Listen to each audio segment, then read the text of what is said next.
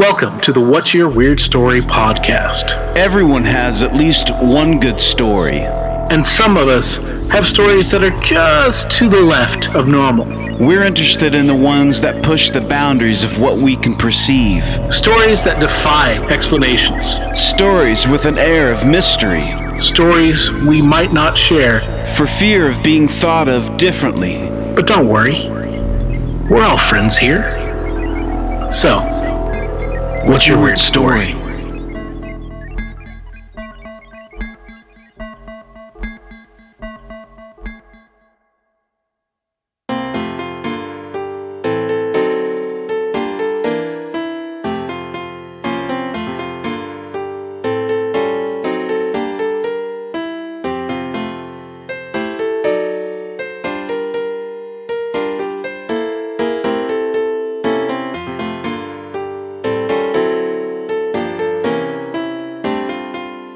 Hello, Weirdsville. This is Barry Johnston coming to you, ready to get the festivities started off. We've got a great show today, and with me to celebrate this wonderful time of the year are my two co-hosts, Mr. Adam Beebe and Jeff Hubbard. How are you guys? Hey, Barry, how's it going? Good. How's it going, Bear? Good, man. Good. How's it going, Hub? Good, man. How are you? We didn't ride here in the same car, but yeah, so.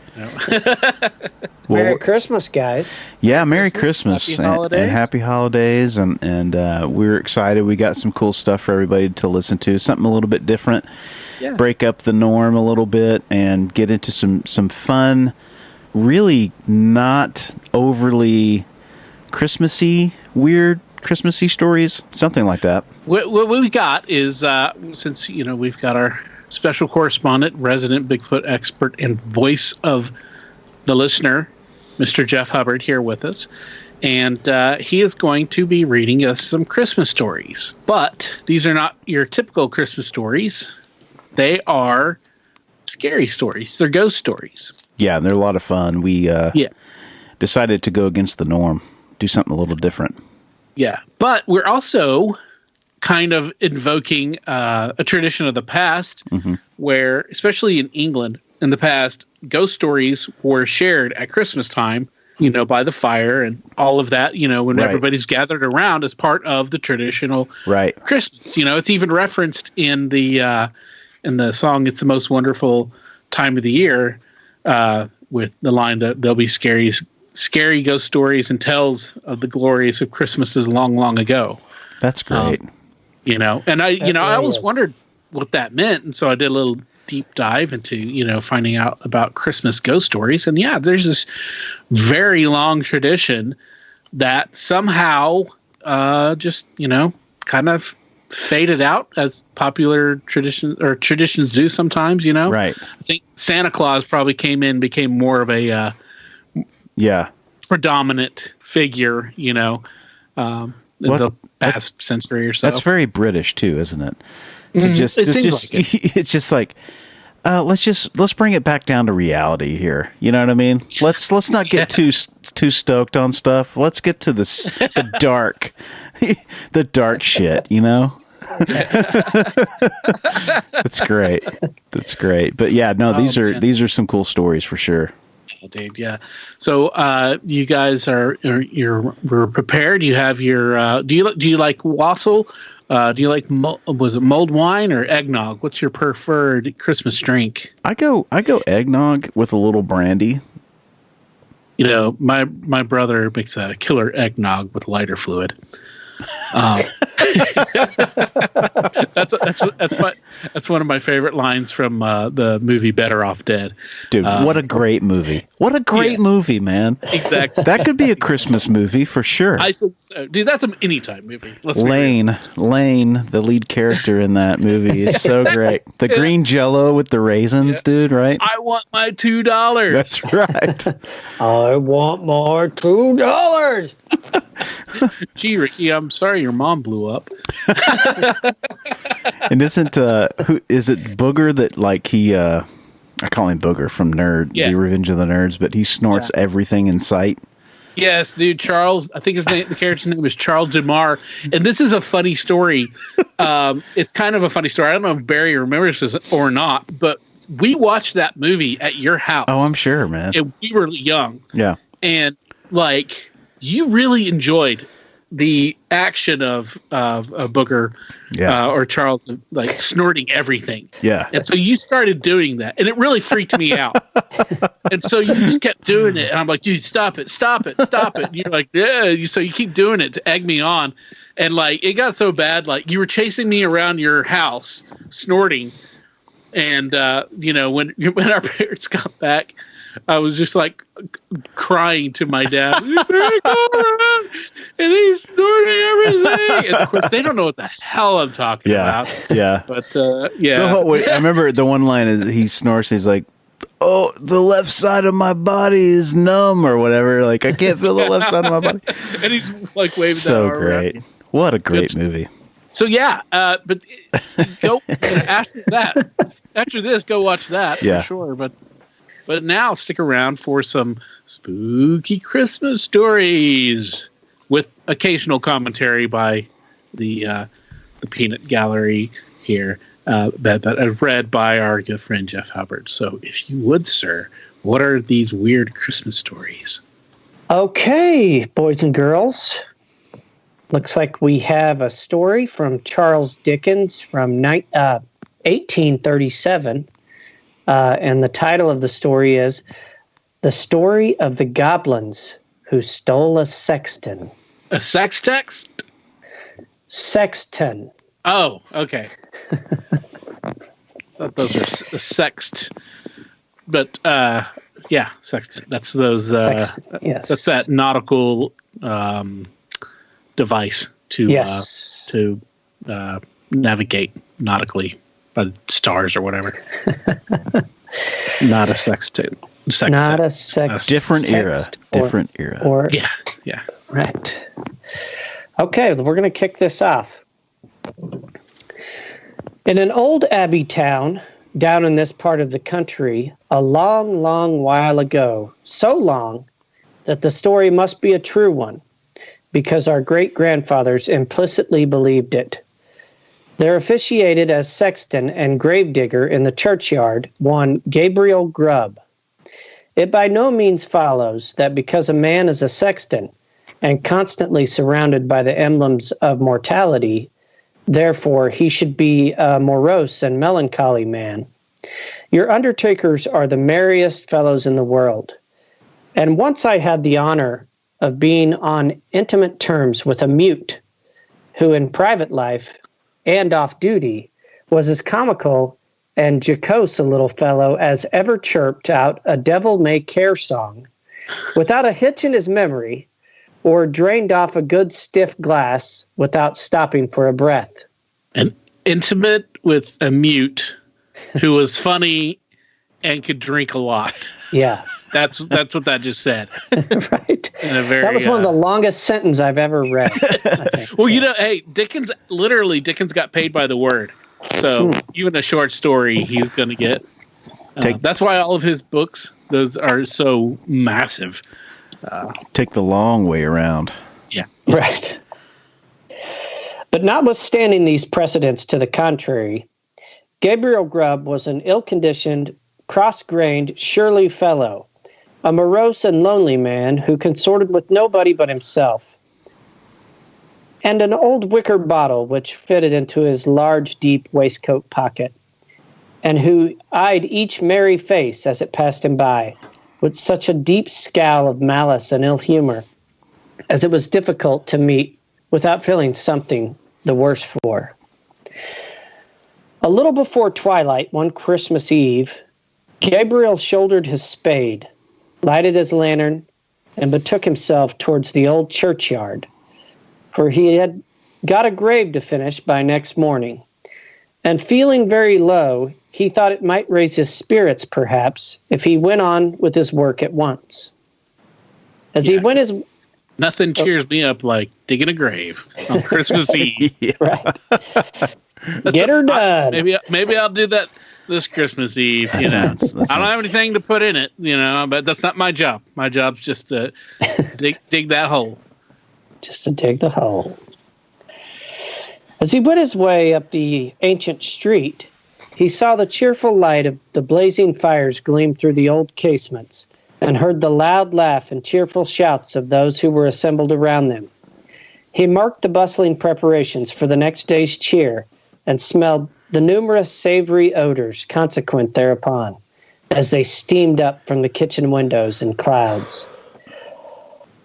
All this was gall and wormwood to the heart of Gabriel Grubb, and when groups of children bounded out of the houses, tripped across the road, and were met, before they could knock at the opposite door, by half a dozen curly-headed little rascals who crowded round them as they flocked upstairs to spend the evening in their Christmas games. Gabriel smiled grimly and clutched the handle of his spade with a firmer grasp as he thought of measles, scarlet fever, thrush, whooping cough, and a good many other sources of consolation besides. These are a few of my favorite things. Can you feel the joy? It's in the air. Yeah. Scabies. In this happy frame of mind, Gabriel strode along, returning a short, sullen growl to the good-humored greetings of such his neighbors as now and then passed him, as he turned into the dark lane which led to the churchyard. Now Gabriel had been looking forward to reaching the dark lane, because it was, generally speaking, a nice, gloomy, mournful place, into which the townspeople did not much care to go, except in broad daylight, and when the sun was shining. Consequently, he was not a little indignant to hear a young urchin roaring out some jolly song about a Merry Christmas in this very sanctuary, which had been called Coffin Lane ever since the days of the old abbey, and the time of the shaven-headed monks. As Gabriel worked on, and the voice drew nearer, he found it proceeded from a small boy who was hurrying along to join one of the little parties in the old street, and who, partly to keep himself company and partly to prepare himself for the occasion, was shouting out the song at the highest pitch of his lungs. So Gabriel waited until the boy came up, and then dodged him into a corner and rapped him over the head with his lantern 5 or 6 times. Just to teach him to modulate his voice. Oh, God, what an ass. That's one way to do it, I guess. And as the boy hurried away with his hand to his head, singing quite a different sort of tune, Gabriel Grubb chuckled very heartily to himself and entered the churchyard, locking the gate behind him. He took off his coat, set down his lantern, and getting into the unfinished grave, worked at it for an hour or so with right good will. But the earth was hardened with the frost, and it was no very easy matter to break it up and shovel it out. Although there was a moon, it was a very young one, and shed little light upon the grave, which was in the shadow of the church. At any other time, these obstacles would have made Gabriel Grubb very moody and miserable, but he was so well pleased with having stopped the small boy's singing that he took little heed of the scanty progress he had made and looked down into the grave, when he had finished work for the night with a grim satisfaction, murmuring as he gathered up his things, "Brave lodgings for one, brave lodgings for one, a few feet of cold earth when life is done. A stone at the head, a stone at the feet, a rich juicy meal for the worms to eat.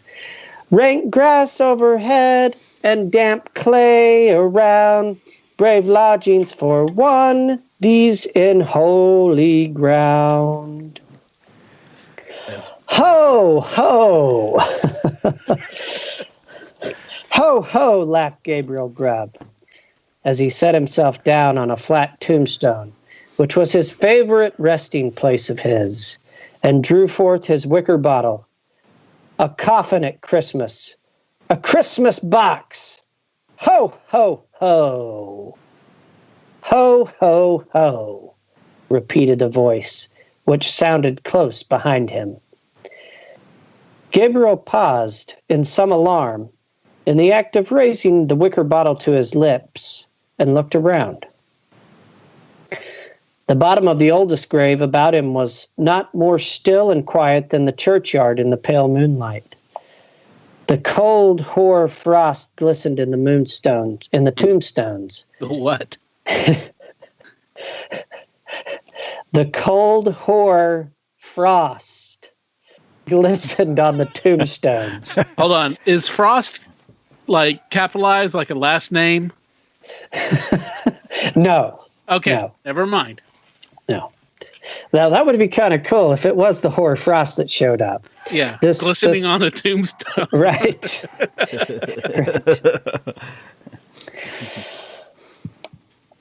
The cold hoar frost glistened on the tombstones and sparkled like rows of gems among the stone carvings of the old church. The snow lay hard and crisp upon the ground and spread over the thickly strewn mounds of earth, so white and smooth a cover that it seemed as if corpses lay there, hidden only by their winding sheets. Not the faintest rustle broke the profound tranquility of the solemn scene. Sound itself appeared to be frozen up. All was so cold and still. It was the echoes, said Gabriel Grubb, raising the bottle to his lips again. It was not, said a deep voice. Gabriel started up and stood rooted to the spot with astonishment and terror, for his eyes rested on a form that made his blood run cold. Seated on an upright tombstone close to him was a strange, unearthly figure whom Gabriel felt at once was no being of this world.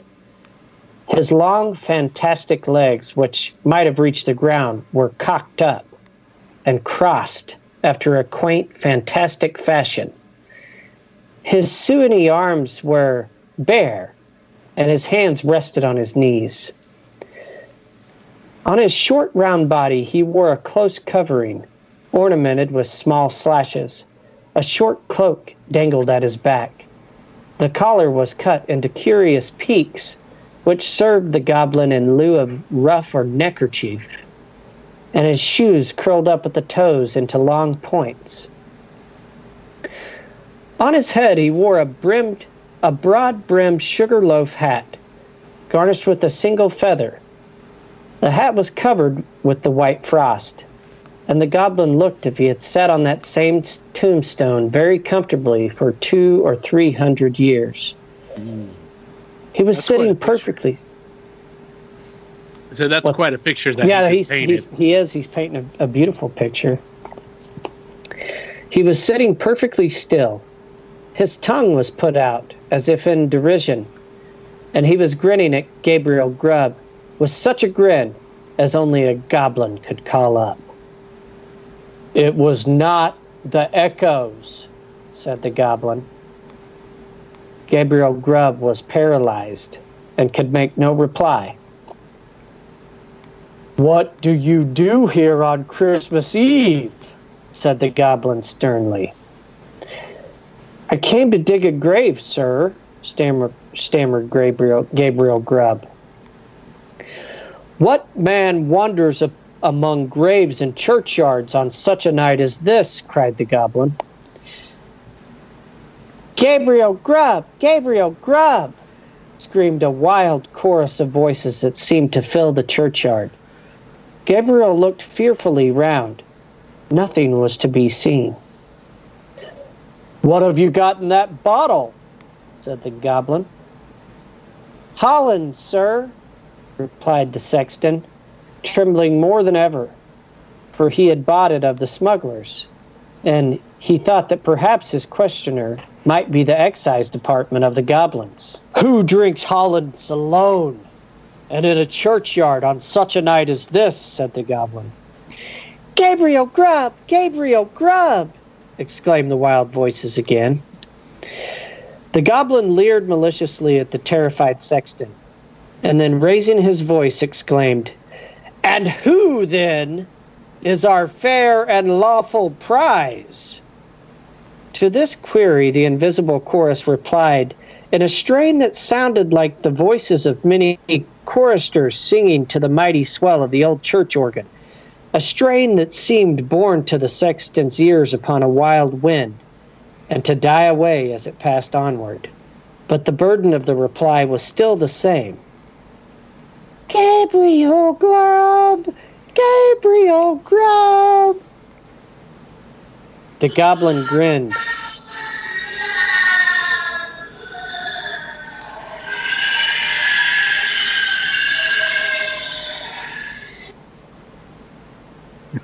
Ooh. A little effect. Sound effects. Yeah, sound effects there. I love the fact you guys were just like, what? Great. The goblin grinned a broader grin than before, as he said, "Well, Gabriel, what do you say to this?" The sexton gasped for breath. "What do you think of this, Gabriel?" said the goblin, kicking up his feet in the air on either side of the tombstone, and looking at the turned-up points with as much complacency as if he had been contemplating the most fashionable pair of Wellingtons in all Bond Street. It's very curious, sir," replied the sexton, half dead with fright. "Very curious and very pretty, but I think I'll go back and finish my work, sir, if you please." "Work," said the goblin. "What work?" "The grave, sir. Making the grave," stammered the sexton. "Oh, the grave, eh?" said the goblin. "Who makes graves at a time when all other men are merry and takes pleasure in it?" Again, the mysterious voices replied, "Gabriel Grubb! Gabriel Grubb!"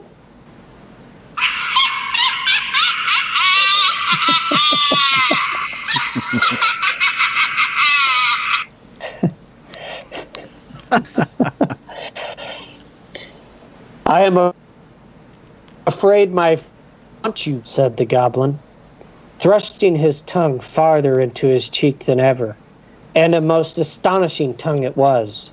"I'm afraid my friends want you, Gabriel," said the goblin. "Under favor, sir?" replied the horror-stricken sexton. "I don't think they can, sir. They don't know me. Sir, I don't think the gentlemen have ever seen me, sir." "Oh, yes, they have," replied the goblin. "We know the man with the sulky face and the grim scowl that came down the street tonight, throwing his evil looks at the children and grasping his burying spade the tighter. We know the man who struck the boy in the envious malice of his heart, because the boy could be merry and he could not. We know him. We know him." Here the goblin gave a loud, shrill laugh, which the echoes returned 20-fold, and throwing his legs up in the air, stood upon his head, or rather upon the very point of his sugarloaf hat, on the narrow edge of the tombstone, whence he threw a somerset with extraordinary agility right to the sexton's feet, at which he planted himself in the attitude in which tailors generally sit upon the shopboard. I'm afraid I must leave you, sir," said the sexton, making an effort to move. "Leave us," said the goblin. "Gabriel Grubb going to leave us. Ho, ho, ho." As the goblin laughed, the sexton observed for one instant a brilliant illumination within the windows of the church, as if the whole building were lighted up, it disappeared. The organ pealed forth a lively air, and whole troops of goblins, the very counterpart of the first one, poured into the churchyard and began playing at leapfrog with the tombstones, never stopping for an instant to take a breath, but overing the highest among them, one after another, with the most marvelous dexterity. The first goblin was a most astonishing leaper, and none of the others could come near him. Even in the extremity of his terror, the sexton could not help observing that while his friends were content to leap over the common-sized gravestones, the first one took to the family vaults, iron railings and all, with as much ease as if they had been so many street posts. At last the game reached to a most exciting pitch.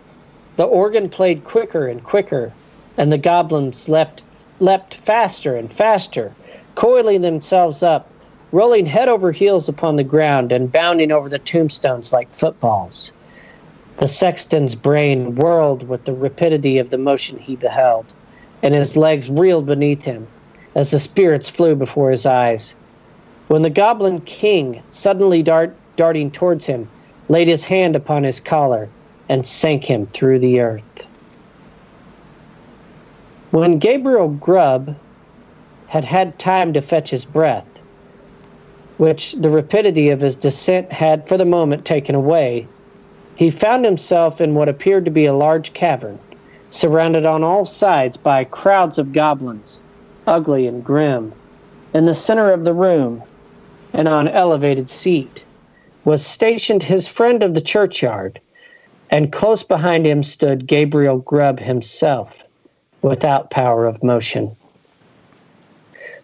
"Cold tonight," said the king of goblins. "Goblins, very cold, and a glass of something warm here."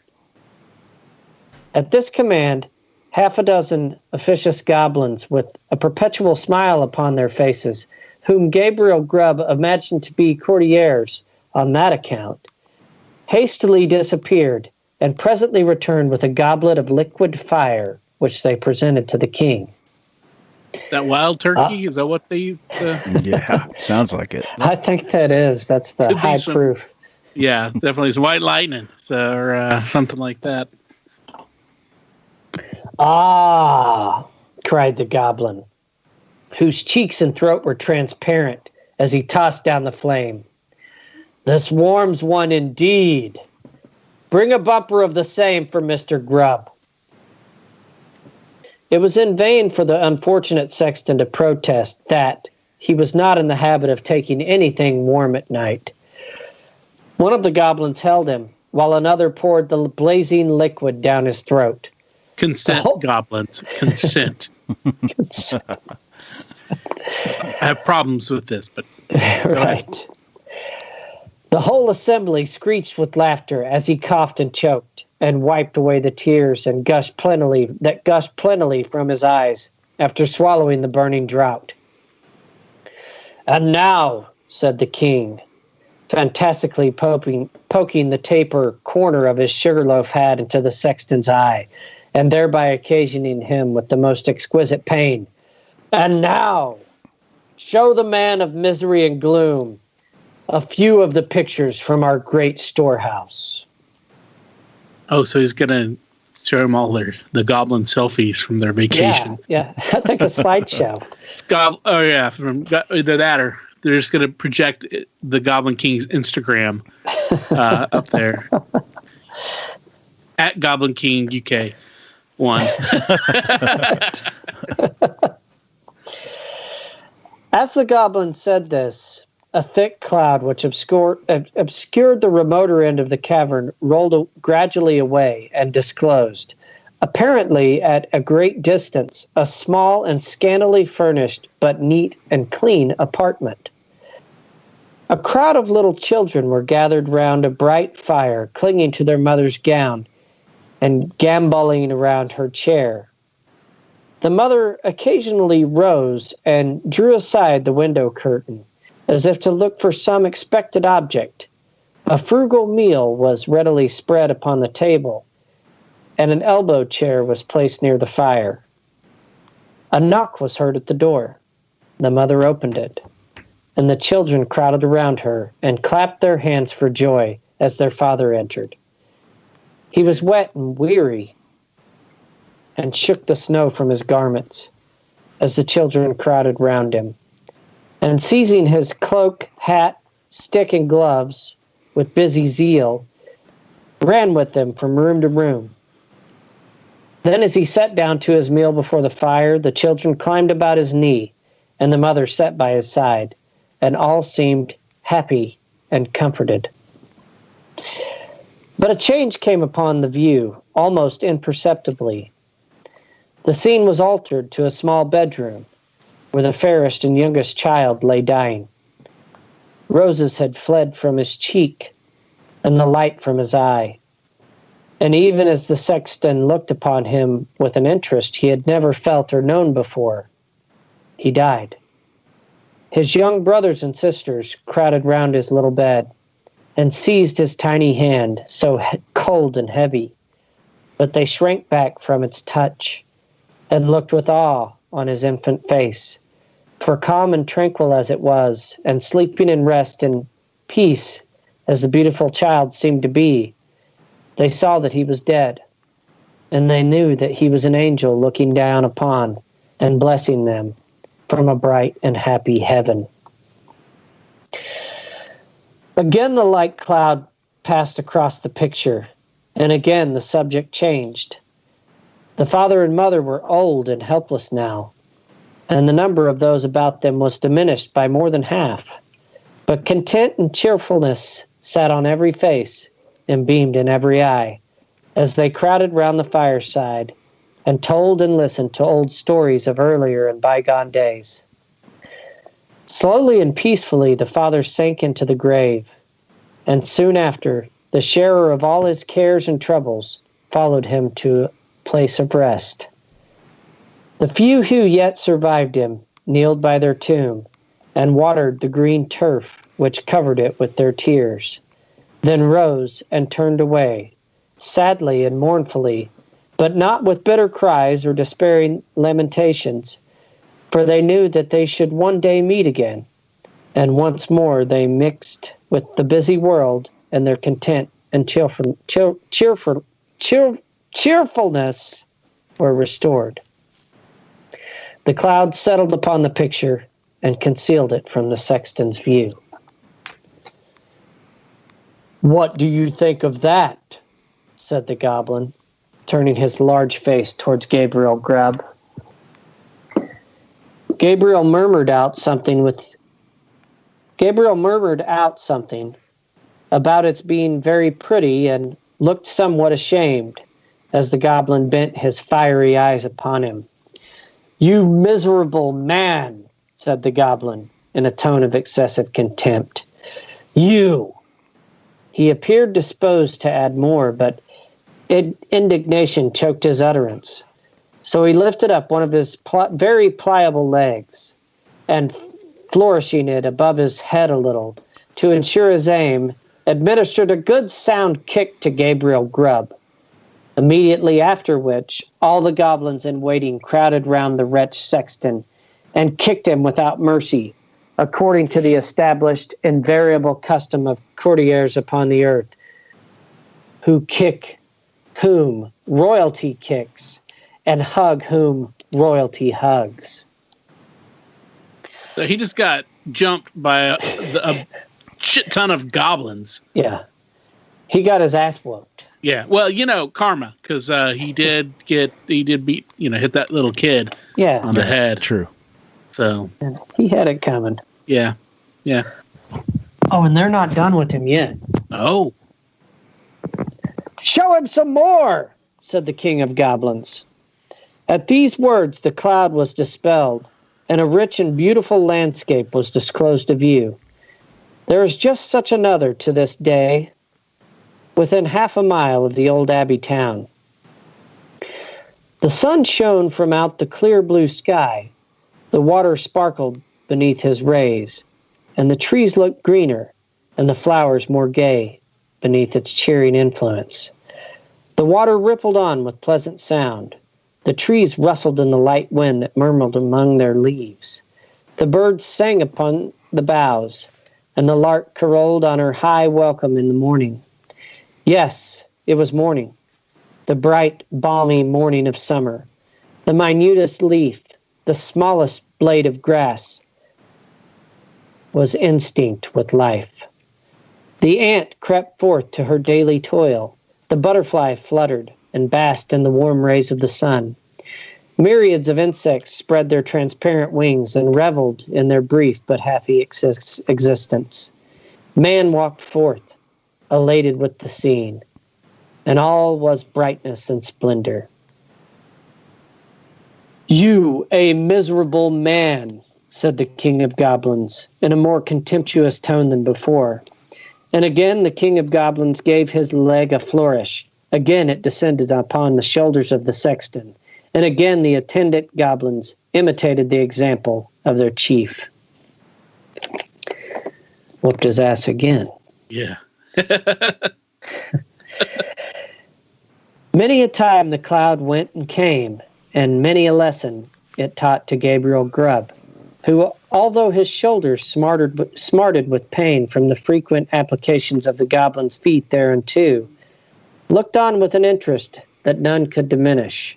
He saw that men who worked hard and earned their scanty bread with lives of labor were cheerful and happy, and that to the most ignorant, the sweet face of nature was a never-failing source of cheerfulness and joy. He saw those who had been delicately nurtured and tenderly brought up, cheerful under privations, and superior to suffering. That would have crushed many a rougher grain, because they bore within their own bosoms the materials of happiness, contentment, and peace. He saw that women, the tenderest and most fragile of all hearts, of all God's creatures, were the oftenest superior to sorrow, adversity, and distress. And he saw that it was because they bore in their own hearts an inexhaustible wellspring of affection and devotion. Above all, he saw that men like himself, who snarled at the mirth and cheerfulness of others, were the foulest weeds in the fair surface of the earth. And setting all the good of the world against evil, he came to the conclusion that it was a very decent and respectable sort of world after all. No sooner had he formed it than the cloud which had closed over the last picture seemed to settle on his senses and lull him to repose. One by one, the goblins faded from his sight, and as the last one disappeared, he sank to sleep. The day had broken when Gabriel Grubb awoke and found himself lying at full length on the flat gravestone in the churchyard, with the wicker bottle lying empty on his side, and his coat, spade, and lantern all well whitened by last night's frost, scattered on the ground. The stone on which he had first seen the goblin seated stood bolt upright before him, and the grave at which he had worked the night before was not far off. At first he began to doubt the reality of his adventures, but the acute pain in his shoulders when he attempted to rise assured him that the kicking of the goblins was certainly not ideal. He was staggered again by observing no traces of footsteps in the snow on which the goblins had played at leapfrog with the gravestones. But he speedily accounted for this circumstance when he remembered that being spirits, they would leave no visible impression behind them. True. So, Gabriel Grubb got to his feet as well as he could, for the pain in his back, and brushing the frost off his coat, put it on, and turned his face towards the town. But he was an altered man, and he could not bear the thought of returning to a place where his repentance would be scoffed at and his reformation disbelieved. He hesitated for a few moments, and then turned away to wander where he might, and seek his bread elsewhere. The lantern, the spade, and the wicker bottle were found that day in the churchyard. There were a great many speculations about the Sexton's fate at first, but it was speedily determined that he had been carried away by the goblins, and there were not wanting some very credible witnesses who had distinctly seen him whisk through the air on the back of a chestnut horse, blind of one eye, with the hindquarters of a lion and the tail of a bear. At length all this was devoutly believed, and the new sexton used to exhibit to the curious, for a trifling emolument, a good-sized piece of the church weathercock which had been accidentally kicked off by the aforesaid horse in his aerial flight, and picked up by himself in the churchyard a year or two afterwards. Unfortunately, these stories were somewhat disturbed by the unlooked-for reappearance of Gabriel Grubb himself, some 10 years afterwards, a ragged, contented, rheumatic old man. He told his story to the clergyman and also to the mayor, and in course of time it began to be received as a matter of history, in which form it has continued down to this very day. The believers in the weathercock tale have misplaced their confidence once, were not easily prevailed upon to part with it again, so they looked as wise as they could, shrugged their shoulders, touched their foreheads, and murmured something about Gabriel Grubb having drunk all the Hollands and then fallen asleep on that flat tombstone. And they affected to explain what he supposed he had witnessed in the Goblin's cavern by saying that he had seen the world and grown wiser. But this opinion was by no means a popular one at any time, gradually died off, and be the matter how it may, as Gabriel Grubb was afflicted with rheumatism to the end of his days, this story has at least one moral, if not to teach no better one, and that is that if a man turns sulky and drink himself at Christmastime, he may make up his mind to be not a bit the better for it. Let the spirits never be so good, or let them be even as many degrees beyond proof as those which Gabriel Grubb saw in the Goblin's cavern. That is the story. That's the story of my life right there. Yeah, dude. Well, first off, the sextant in this particular use, I had to look at, is not the navigation, but it is a old term for the church caretaker, and so he's basically like the custodian of the church, and he lived on the church area, so he was a miserable sextant at that. Yes. Right. But I mean, one of the first things that really pops into mind to me is how much this story, especially after he's taken down into the goblin land, and the miserable old man, how much of this is like an early draft of A Christmas Carol that Dickens wrote about. And this was a little bit before, few years before that. That's what I thought too. That narrative is similar. Mm-hmm. He likes that kind of an idea. Yeah. And I think it's good. You know, it's a good reminder of, you know, don't be too full of yourself. Yeah. You know, and look for, you know, don't wallow in your misery. You know, look for joy, especially, you know, at Christmas time. You know, the holidays. Right. You know, this should be spent with family. Right. And you know, when you can. Obviously, this year's different, but or at least those people that you love and you enjoy their company. You know, and not just be miserable around goblins, because they'll just kick your ass. Absolutely. So, and you know, that goblin firewater. I mean, you know, that obviously, I would imagine that at least dulled some of the pain. Right. You know, that he got there, but I don't know. At the end of the day, you're still getting your ass kicked, you know, by goblins. Yeah, so. That's true. End of the day. I like the part where he woke up and he's covered in frost. That happened to a roommate of mine in college. When we had a party, our house was called the Soccer Mom's House because there was a band that used to live there called the Soccer Moms. Uh-huh.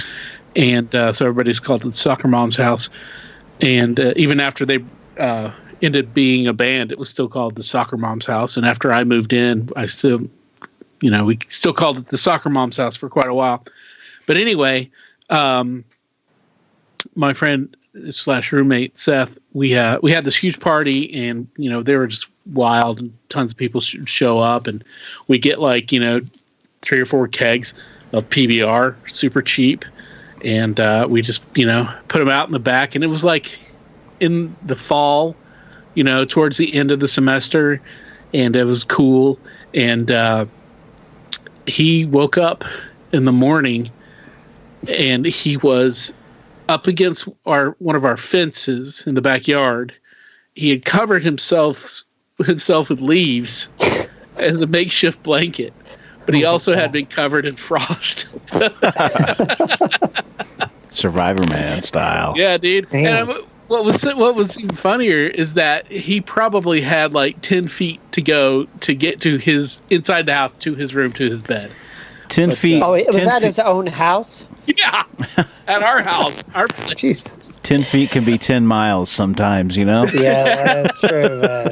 It's a good point. It's a damn good point. Some people, I think, just enjoy that. We've got a friend, Kane Pole, who he used to wear this green coat all the time, and it didn't matter if it was winter or summertime. It seemed like he was always wearing this thing. But he would drink, and at some point you'd be like, "Where's Cane Pole?" And he's out laying in the yard. He liked that shit. He'd just do it.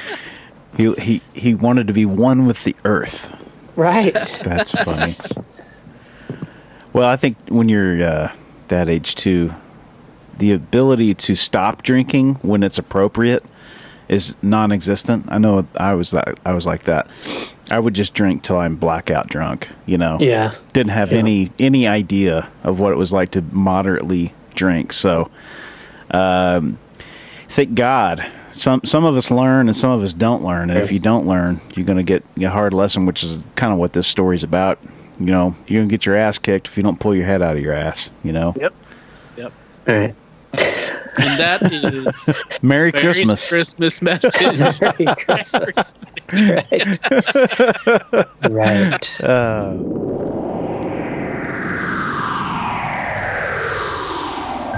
Hey, that's a nice T-shirt you got on there. Oh, thanks, dude. It's brand new. Do you like that? It's one of the official What's Your Weird Story t-shirts. Where'd you get that? It's funny that you ask. I just got it off the brand new Spreadshirt.com site for the What's Your Weird Story podcast. There's no www. You just go straight to shop.spreadshirt.com/what's without the apostrophe WHATS hyphen YER-WEIRD-STORY, and that'll take you right there. I mean, you can never own enough clothing. Well, it's true, Barry. There's t-shirts for the ladies because, they're cut differently. There's hoodies, which are really cool. There's 2 different kinds of hoodies, and there's also tote bags, so you can tote your stuff. That's so cool, man. So if you guys go out to spreadshirt.com, What's Your Weird Story, currently there are 2 designs, but there will be more going up very soon. So just keep your eyes out for that. And if you decide to get one of our shirts, tag yourself on Instagram to ours or Facebook. Show your love. Show us what you got. Let's see your true colors.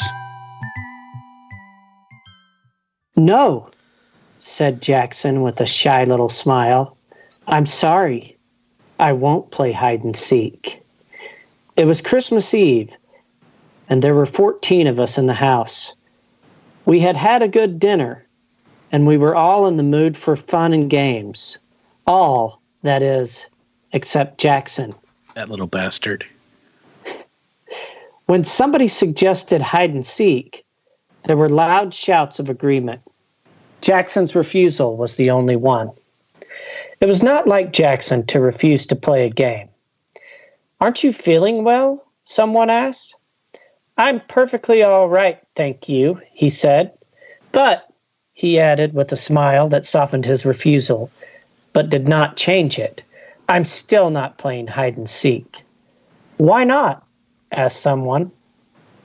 He hesitated for a moment before replying, I sometimes go and stay at a house where a girl was killed. She was playing hide and seek in the dark. She didn't know the house very well. There was a door that led to the servants' staircase. When she was chased, she thought the door led to a bedroom. She opened the door and jumped and landed at the bottom of the stairs. Damn. She broke her neck, of course. We all looked serious, Miss Fernley said. How terrible! And were you there when it happened? Jackson shook his head sadly. No, he said. But I was there when something else happened. Something worse. What could be worse than that? This was, said Jackson. He hesitated for a moment. Then he said, I wonder if any of you have ever played a game called Smee. It's much better than hide and seek. The name comes from, it's me, of course. Perhaps you'd like to play it instead of hide and seek. Let me tell you the rules of the game. Every player is given a sheet of paper. All the sheets except one are blank. On the last sheet of paper is written Smee. Nobody knows who Smee is except Smee himself or herself. All right. Sounds fun so far. Yeah. You turn out the lights, and Smee goes quietly out of the room and hides.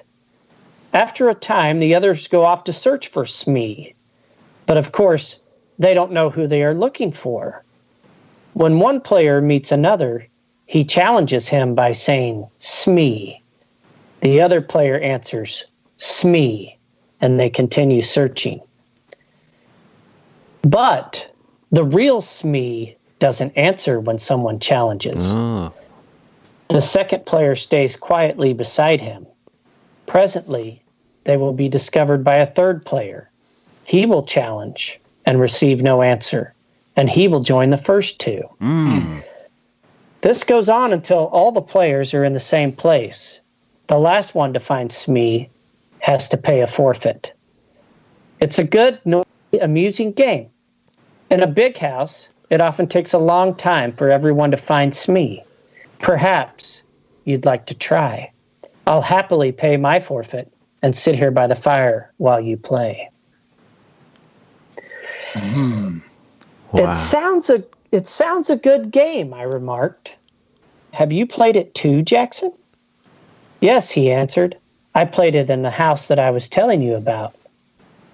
And she was there? The girl who broke? No, said someone else.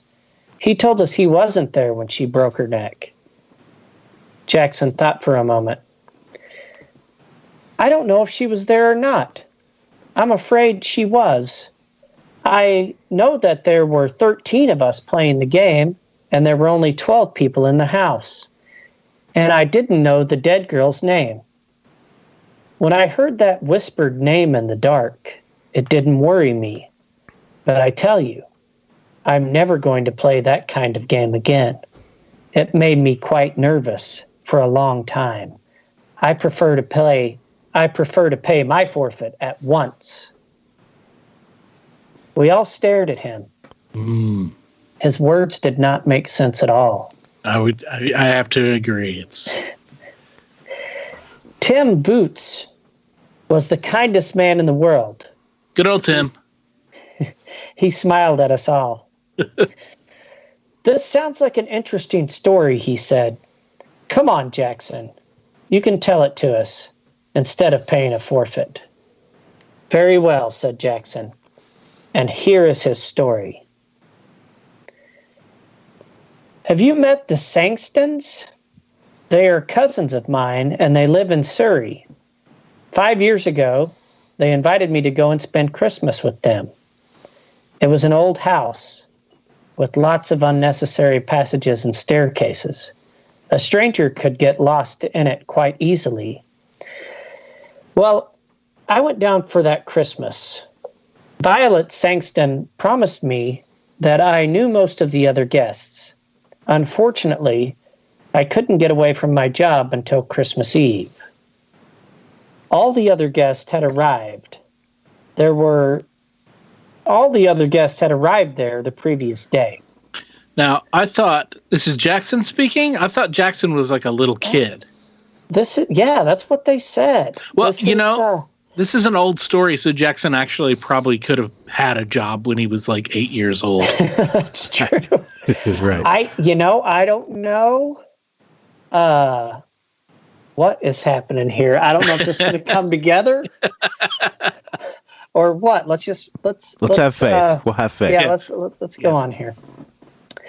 Okay. So I was the last to arrive, and I was the only just in time for dinner. I said hello to everyone I knew, and Violet Sexton introduced me to the people I didn't know. Then it was time to go into dinner. This is perhaps why I didn't hear the name of the tall, dark-haired, handsome girl whom I hadn't met before. Everyone was in rather a hurry, and I'm always bad at catching people's names. She looked cold and clever. She didn't look at all friendly, but she looked interesting, and I wondered who she was. I didn't ask because I was sure that someone would speak to her by her name during the meal. Unluckily, however, I was a long way from her at the table. I was sitting next to Mrs. Gorman, and as usual, Mrs. Gorman was being very bright and amusing. Her conversation is always worth listening to, and I completely forgot to ask the name of the dark, proud girl. There were 12 of us, including the Sextons themselves. We were all young, or trying to be young. Jack and Violet Sexton were the oldest, and their 17-year-old son Reggie was the youngest. It was Reggie who suggested Smee when the talk turned to games. He told us the rules of the game just as I've described them to you. Jack Sexton warned us all. If you're going to play games in the dark, he said, please be careful of the back stairs on the first floor. A door leads to them, and I've often thought about taking the door off. In the dark, a stranger to the house could think they were walking into a room. A girl really did break her neck on those stairs. I asked how it happened. It was about 10 years ago, before we came here. There was a party, and they were playing hide and seek. This girl was looking for somewhere to hide. She heard somebody coming and ran along the passage to get away. She opened the door, thinking it led to a bedroom. She planned to hide in there until the seeker had gone. Unfortunately, it was the door that led to the back stairs. She fell straight down to the bottom of the stairs. She was dead when they picked her up. No. We all promised to be careful. Mrs. Gorman even made a little joke about living to be 90. You see, none of us had known the poor girl, and we did not want to feel sad on Christmas Eve. Well, we all started the game immediately after dinner. Young Reggie Sexton went round making sure all the lights were off, except the ones in the servants' rooms and in the sitting room where we were. We then prepared 12 sheets of paper. 11 of them were blank, and one of them had Smee written on it. Reggie mixed them all up, then we each took one. The person who got the paper with Smee on it had to hide. I looked at mine and saw it was a blank. A moment later, all the electric lights went out. In the darkness, I heard someone moving very quietly to the door. After a minute, somebody blew a whistle, and we all rushed to the door. I had no idea who was Smee. For 5 or 10 minutes, we were all rushing up and down passages and in and out of rooms, challenging each other and answering, Smee, Smee.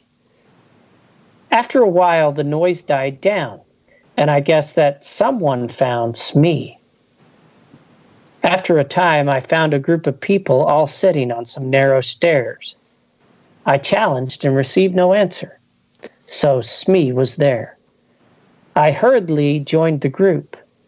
Presently, 2 more players arrived. Each one was hurrying to avoid the last. Jack Sexton was last and was given a forfeit. "I think we're all here now, aren't we?" he remarked. He lit a match, looked up at the staircase, and began to count. 9, 10, 11, 12, 13, he said, and then laughed. "That's silly. There's one too many." The match went out, and he lit another and began to count. He got as far as 12. Then he looked puzzled. "There are 13 people here," he said. "I haven't counted myself yet." "Oh, nonsense," I laughed. "You probably began with yourself, and now you want to count yourself twice."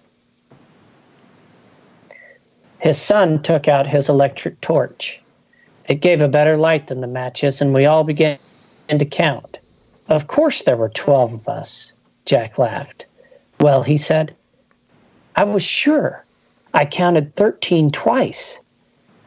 From halfway up the stairs, Violet Sexton spoke nervously. "I thought there was somebody sitting 2 steps above me. Have you moved, Captain Ransom?"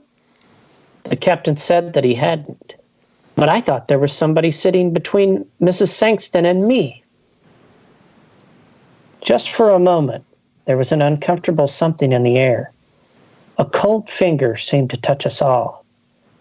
For that moment, we all felt that something odd and unpleasant had just happened and was likely to happen again.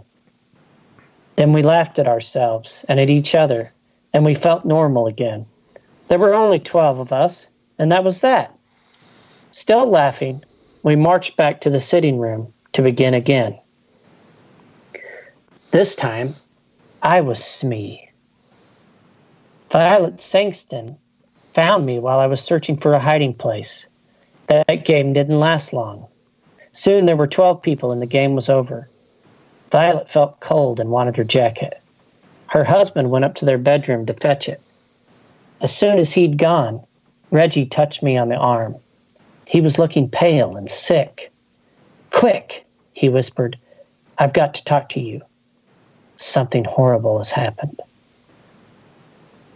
We went to the breakfast room. "What's the matter?" I asked. "I don't know. You were Smee last time, weren't you?" "Well, of course, I didn't know who Smee was. While Mother and the others ran to the west side of the house and found you, I went east. There's a deep closed cupboard in my bedroom. It looked like a good hiding place. I thought that perhaps Smee might be there.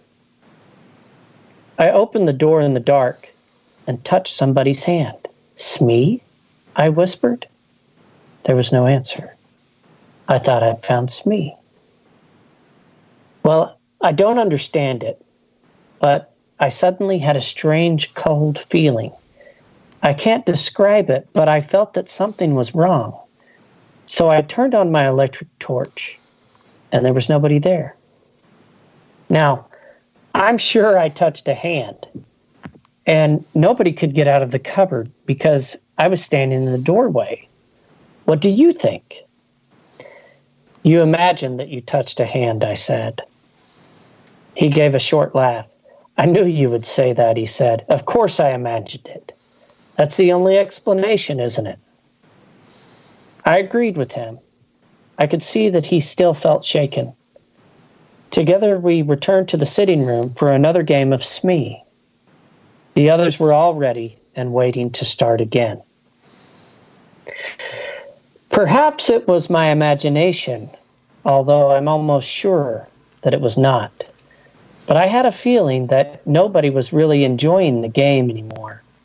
But everyone was too polite to mention it. All the same, I had the feeling that something was wrong. You know, that's definitely an early 20th century English way of doing it. Everybody's having a terrible time, but everybody's too polite to say, this game sucks. We don't want to play anymore. Yeah. Or, whatever. They're, because now definitely you get 5 minutes into the first game, you got to have some teenagers saying, this game's stupid. This game sucks. And then they're going to walk away and find, get on their phone and whatever, find a PlayStation. So all the same, I had the feeling that something was wrong. All the fun had gone out of the game. Something deep inside me was trying to warn me. Take care, it whispered. Take care. There was some unnatural, unhealthy influence at work in the house. Why did I have this feeling? Because Jack Sexton had counted 13 people instead of 12? Because his son imagined he had touched someone's hand in an empty cupboard? I tried to laugh at myself, but I did not succeed. Well, we started again. While we were all chasing the unknown Smee, we were all as noisy as ever, but it seemed to me that most of us were just acting. We were no longer enjoying the game. At first I stayed with the others, but for several minutes no Smee was found. I left the main group and started searching on the first floor at the west side of the house. And there, while I was feeling my way along, I bumped into a pair of human knees. I put out my hand and touched a soft, heavy curtain. Then I knew where I was. There were tall, deep windows with window seats at the end of the passage. The curtains reached to the ground. Somebody was sitting in a corner of one of the window seats behind a curtain. Aha, I thought, I've caught Smee. So I pulled the curtain to one side and touched a woman's arm. Yeah. Oh, sorry. It's been a while. It was dark. It was a dark, moonless night outside. I couldn't see the woman sitting in the corner of the window seat. Smee?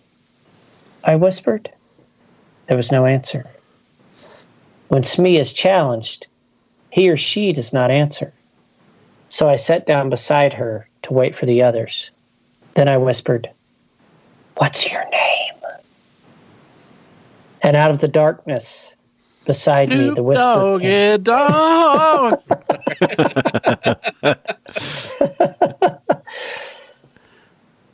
And out of the darkness beside me, the whisper came, "Brenda Ford."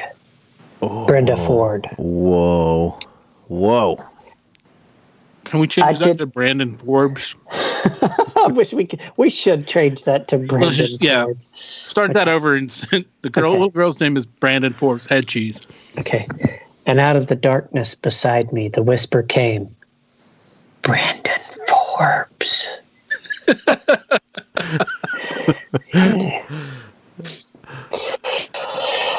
I did not know the name, but I guessed at once who she was.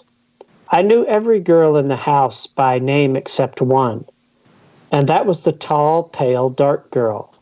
So here she was, sitting beside me on the window seat, shut in between a heavy curtain and a window. I was beginning to enjoy the game. I wondered if she was enjoying it too. I whispered one or two rather ordinary questions to her and received no answer. Smee is a game of silence. It is a rule of the game that Smee and the persons or persons who have found Smee have to keep quiet. This, of course, makes it harder for the others to find them. But there was nobody else about. I wondered, therefore, why she was insisting on silence. I spoke again and got no answer. I began to feel a little annoyed. Perhaps she is one of those cold, clever girls who have a poor opinion of all men, I thought. She doesn't like me, and she is using the rules of the game as an excuse for not speaking. Well, if she doesn't like sitting here with me, I certainly don't want to sit with her. I turned away from her. I hope someone finds us soon, I thought. As I sat there, I realized that I disliked sitting beside this girl very much indeed. That was strange. The girl I had seen at dinner had seemed likable in a cold kind of way. I noticed her and wanted to know more about her, but now I felt really uncomfortable beside her. So basically, Jackson here is telling everybody that he kind of gets turned on by, handsome, pale women who have the always look like they're they have the resting bitch face. I guess that's right. What, that's the RBF. The RBF. Yeah, RBF. That's a lot for an 8-year-old. I mean, really, when you think about it, that's developed a very specific type for a little guy. I'm still kind of weirded out because, he did have a job. Yeah. I don't know. And the 17-year-old was the youngest one. I don't know. He's got I don't know. He's got a job and an affinity for women already at the age of 8. This is weird. Cold women. He must have a stern mother. Right. Mommy issues. Yeah. So the feeling of something wrong, something unnatural was growing. Oh, little Jackson's becoming a man. I remembered touching her arm, and I trembled with horror. I wanted to jump up and run away. I prayed that someone else would come along soon. Just then I heard light footsteps in the passage. Somebody on the other side of the curtain brushed against my knees. The curtain moved to one side, and a woman's hand touched my shoulder. "Smee?" whispered a voice that I recognized at once. It was Mrs. Gorman. Of course she received no answer. She came and sat down beside me, and at once I felt very much better. "It's Tony Jackson, isn't it?" she whispered. "Yes." Can we change that to Dusty Jackson? We should change that. We're just going to make all these people name people we grew up with. That sounds good. There we go. That's our Christmas present to the hometown folk. "It's Dusty Jackson, isn't it?" she whispered. "Yes," I whispered back. "You're not Smee, are you?" "No, she's on my other side." She reached out across me. I heard her fingernails scratch at a woman's silk dress. "Hello, Smee. How are you? Who are you?" "Oh, isn't it against the rules to talk? Never mind. Dusty, we'll break the rules. Do you know, Dusty, this game is beginning to annoy me a little. I hope they aren't going to play it all evening. I'd like to play a nice, quiet game, all together beside a warm fire." "Me too," I agreed. "Can't you suggest something to them? There's something rather unhealthy about this particular game. I'm sure I'm being very silly, but I can't get rid of the idea that we've got an extra player, somebody who ought not to be here at all." That was exactly how I felt, but I didn't say so. However, I felt very much better. Mrs. Gorman's arrival had chased away my fears. We sat talking. "I wonder when the others will find us," said Mrs. Gorman. After a time, we heard the sound of feet and young Reggie's voice shouting, "Hello, hello, is anybody there?" Young Reggie Jackson? This is an old story, I guess, yeah. That is an old story. "Hello, hello, is anybody there?" "Yes," I answered. "Is Mrs. Gorman with you?" "Yes." "What happened to you? You've both got forfeits. We've all been waiting for you for hours." "But you haven't found Smee yet," I complained. "You haven't, you mean?" "I was Smee this time." "But Smee is here with us," I cried. "Yes," agreed Mrs. Gorman. The curtain was pulled back, and we sat looking into the eye of Reggie's electric torch. I looked at Mrs. Gorman, and then on my other side. Between me and the wall was an empty place on the window seat. I stood up at once. Then I sat down again. I was feeling very sick, and the world seemed to be going round and round. There was somebody here, I insisted, because I touched her. So did I, said Mrs. Gorman in a trembling voice, and I don't think anyone could leave this window seat without us knowing. Reggie gave a shaky little laugh. I remembered his unpleasant experience earlier that evening. Someone's been playing jokes, he said. Are you coming down? We were not very popular when we came down to the sitting room. I found the two of them sitting behind a curtain on a window seat, said Reggie. I went up to the tall, dark girl. So you pretended to be Smee and then went away, I accused her. She shook her head. Afterwards, we all played cards in the sitting room, and I was very glad. Sometime later, Jack Sexton wanted to talk to me. I could see that he was rather cross with me, and soon he told me the reason. Dusty, he said, I suppose you are in love with Mrs. Gorman. That's your business. But please don't make love to her in my house during a game. This guy is not 8. There must be a typo. There's a typo. Some kind of weird gear. Maybe there's a 1 in front of that 8. I don't know. Let's go back and check. This is back in the day, you know. I mean, well, people grew up a lot faster. That's true. Life expectancy was about 40, I think. You know, with Reggie coming right out there and saying it too, man. I mean, hey, if you're not screwing by the time you're 8, man, you're halfway to the grave. Yeah, you're missing out. Back then, yeah, for sure, man. You know, he's got a job. You know, yeah, he's a file clerk at a big industrial insurance company. Yeah. You know, and gotta, you know, I mean, he has a driver, not obviously not old enough to drive, but right. You know, he has a man to drive him around. So yeah, wow, way to go, Dusty. I mean, you know.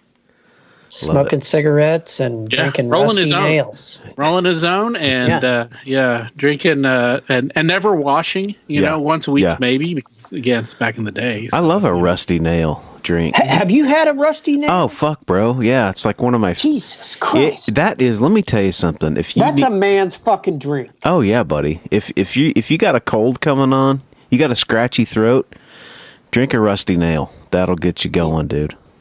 You know, I think I had heard the term rusty nail before, but I was watching Better Call Saul. Yeah. And, you know, Saul had a particularly rough fucking day, and he came home, and he grabbed a bottle of Macallan 10 and a bottle of Drambuie, and he fucking mixed that shit together on ice. And I was like, man, there's got to be a name for that shit. So I looked it up. Yeah. And sure enough, it was a fucking rusty nail. And so I decided the next time I felt like having a drink, I was going to fucking mix that shit up. Yeah. Yeah. What'd you think? Intense, dude. Oh, that's a 1950s hard-working man's fucking just put hair on your chest. You're doing some damage. So I used to bartend, and that I had a customer that would come in and drink those.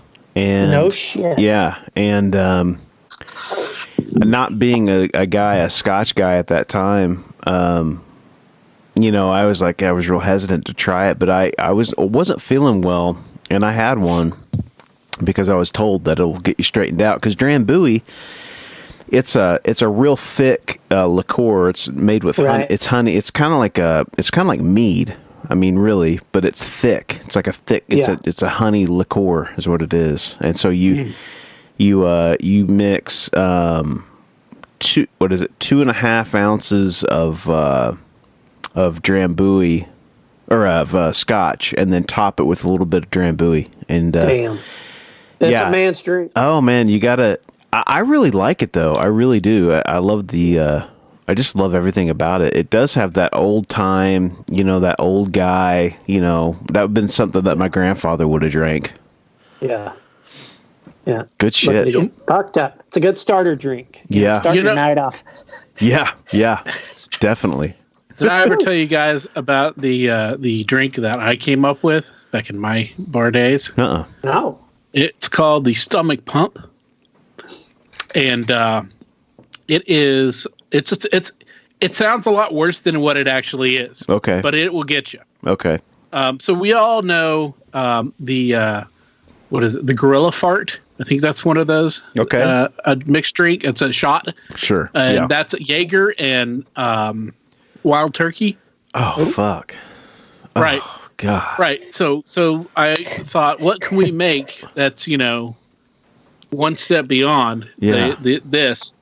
And so I came up with the shot of Jaeger, the shot of wild turkey, and then just to round it all out would be a shot of 151. Oh. And surprisingly, all that mixed together, not that bad, but it will hit you. And if you drink too many of them, then you will reboot your system. Man, you will do it. I imagine. A Jägermeister is just one of those that I just can't. It's just, I think I maybe had too much of it or something. It just, I could drink easily, a Jaeger bomb, but a straight Jaeger it's like, it's just like, cough medicine, to me. Yeah. I've never had the real shit. Have you guys ever had the real shit from Europe with opiate in it? No, you're thinking of absinthe, aren't you? No, I think it's the real Jägermeister also has opium in it. Damn. Oh, really? Yeah. It's now that sounds like something I could get behind. Yeah. Yeah, it's like it's a medicinal thing. Right. That we turned into.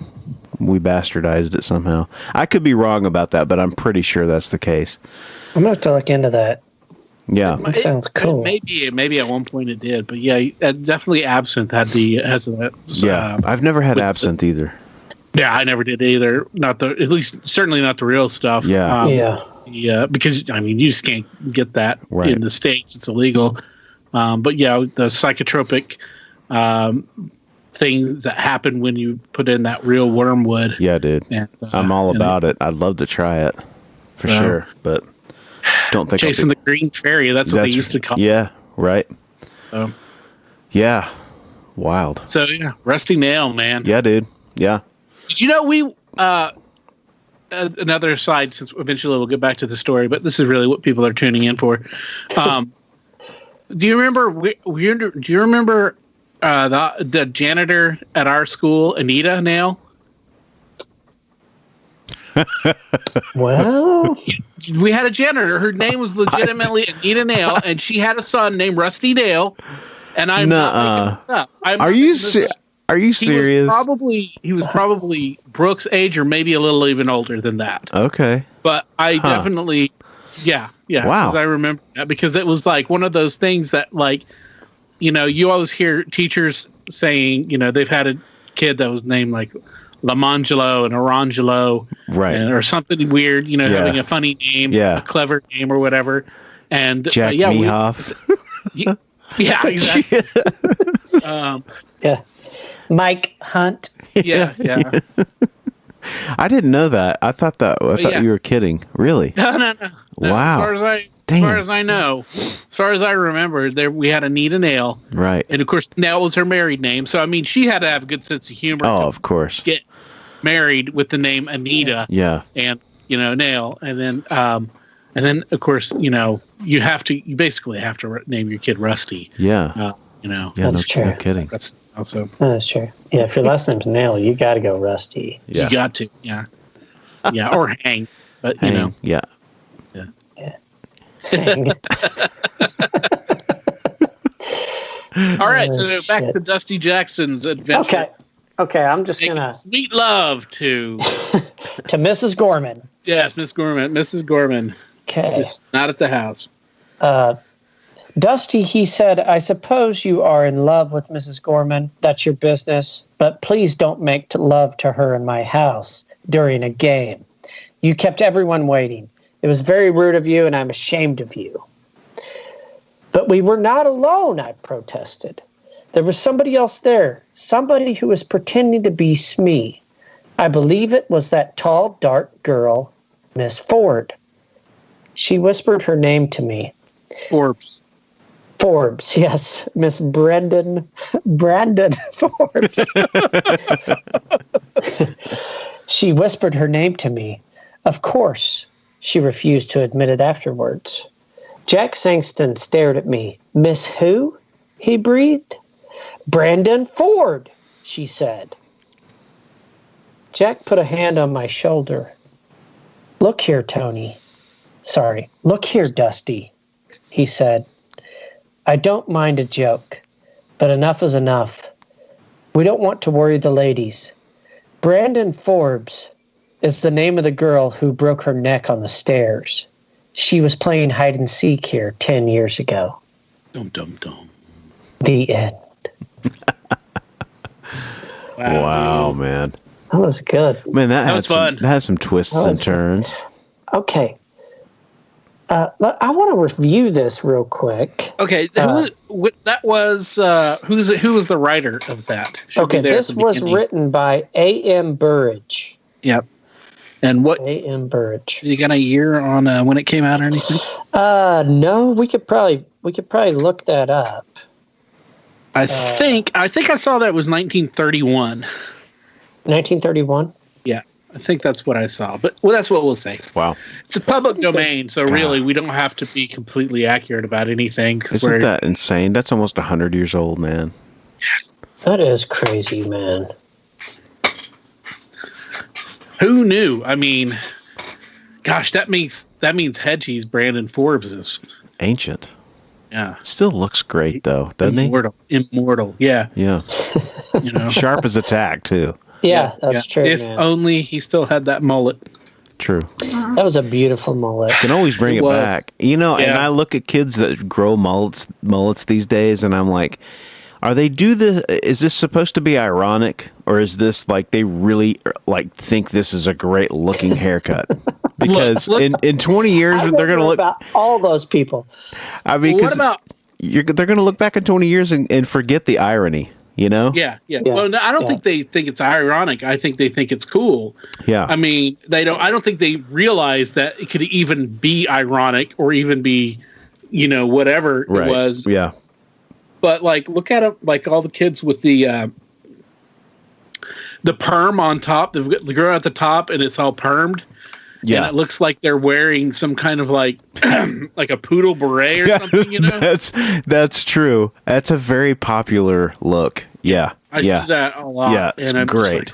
Ooh, it's bad. That's not going to age well. No, it's not going to age well. It's not going to age well at all. We were very fortunate that we kind of skated through some of the worst haircut eras, True. I mean, now, Barry, you had the Bosworth at one point. I did, man. Yeah. The Bos was cool, though. I mean, you had to have that kind. Yeah. There were plenty of guys rocking that. Yeah. Yeah. I was not one of them. My dad was sensible enough to not allow us to get any kind of, or at least me, to get any kind of ridiculous haircuts. My brother had the perm, and I think he might have had the little bit of a perm mullet as well somewhere in middle school, but I never did have anything. The weight line, you remember those? You had one, the part with the weight line. All right. Before you started growing your hair out. Me? Are you talking about me? Yeah, you. Yeah, I did do that. Yeah, I did that shit. That was bad. That was classic. The weight line. Barry had the weight line. Barry had the weight line as well. Before, I guess, after the Bosworth. Yeah. You had the weight line because that was the kind of end thing there for. Yeah, and then I went to the grunge cut, which was the shaved underneath and everything else is long. Mm-hmm. Mm-hmm. I did that. Yeah, I had that for a while too. Yeah. Yep. I tried to grow my hair out, but it got real wavy, and then at that same time I dyed it blue, and that was in college. It was in my early years of college, and none of my friends there told me that I had clown hair. that's what it looked like. It got pooped up around all the things that they would comment on. Well, it's not the worst possible. It was this is the thing that you really need to understand. You were experimenting. You have clown hair. You were experimenting, man. They were trying to let your flag fly. You know what I mean? Yeah, that's true. Well, they were all chasing after girls and everything. They were all on drugs and shit. So true enough. Really, yeah. True enough. They probably didn't realize my hair was there. Wait, what? You had blue hair for a while? No, I remember that, buddy. And I remember right after you did that, we went back to Kingfisher and we went to a Friday night football game. And I was like, man, I don't know if I need to be running around with this dude with this blue hair. But I think everybody liked it. That's funny. Well, then I realized how awful it was long because it just wouldn't look good long. Yeah. Yeah, of course. I tried to grow it out long and it just wasn't going to cut it. So I cut it and had a kind of more normal. Yeah, you got a while there again. Right. So. You got to see. But it was still blue. Got to see your weakness. You know what I mean? Look at the reality of it. Cut your losses, so to speak. Yeah.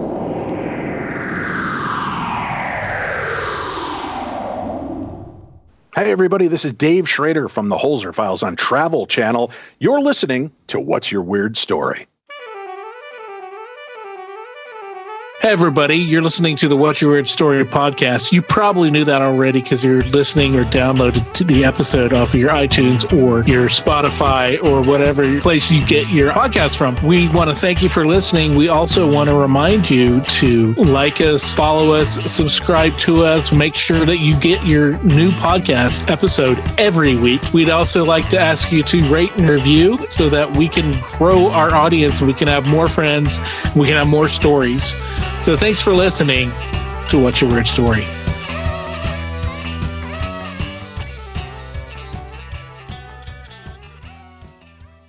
Thanks again, Hub, for coming by and, sharing those beautiful, just uplifting stories of Christmas. And, right. And your golden pipes singing to us. That was wonderful. And, I was not expecting that. That's great. Yeah, I really wasn't expecting that either. That showed up, and I was like, wow. I don't know if this is a poem or a song. Fucking moved. Just moved by the spirit, man. Right. No, the pleasure's all mine, guys. That was great. Some stories I'd never heard before, and I didn't know anything about that Christmas tradition with ghost stories, so it was a lot of fun. Yeah, I was glad to be here.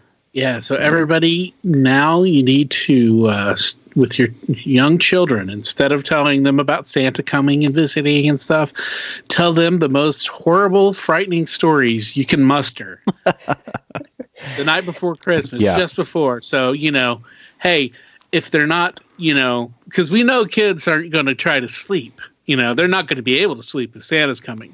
But if you scare the shit out of them, they're going to be staying in their beds cowering. That's so right. Really, it's a win-win. If they know, if they know the goblins are coming, they're gonna keep under the blanket. I guarantee you.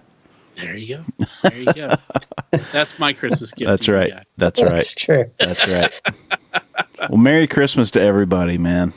Yes, thanks. Happy holidays, and thanks for listening throughout this crazy year. We hope that your Christmas 2020, if you do celebrate, we hope your Christmas 2020 is very merry and bright and full of Christmas joy and killer eggnog made with lighter fluid.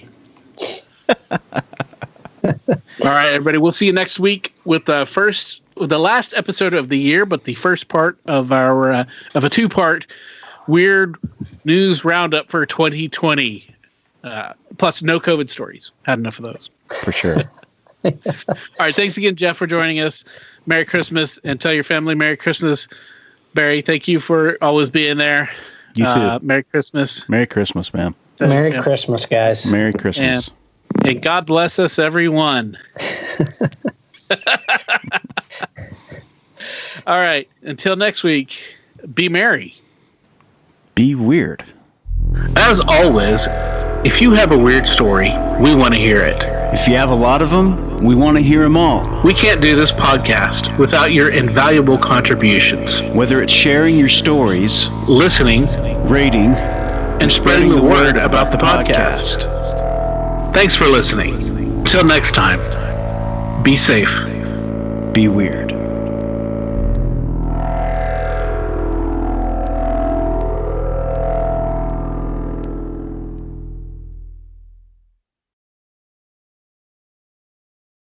The stories presented on the What's Your Weird Story podcast are, to our knowledge, true experiences that our guests have had. We can't take the time to research all claims made, and besides, it's